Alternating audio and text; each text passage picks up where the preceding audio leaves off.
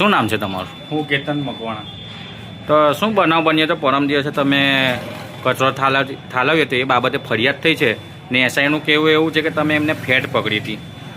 હવે એના વિશે હું જ્યારે એફઆઈઆર ગઈકાલ રાતે મેં સાંભળી તો જ્યારે સાંભળી ત્યારે પણ મને અત્યારે હસવું આવે છે. એ હાસ્યાસ્પદ છે.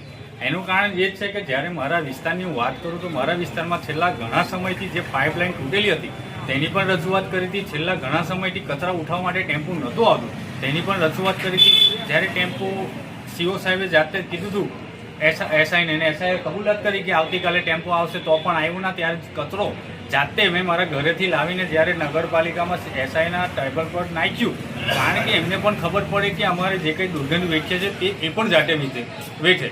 પણ આ તો પેલું કહેવાય ને કે રાજકીય કિન્નાખોરી રાખીને કઈ ને કઈ રીતે આમ જનતાનો અવાજ દબાવવા માટે, તેમજ હું જાતે એક દલિત વિસ્તારમાંથી આવું છું, દલિતોનો અવાજ કંઈક વધારે અગ્રેસર ના બને તેના માટે રાજકીય કિન્નાખોરી કરીને મારી પર એક આ ફરિયાદ કરવામાં આવેલી છે.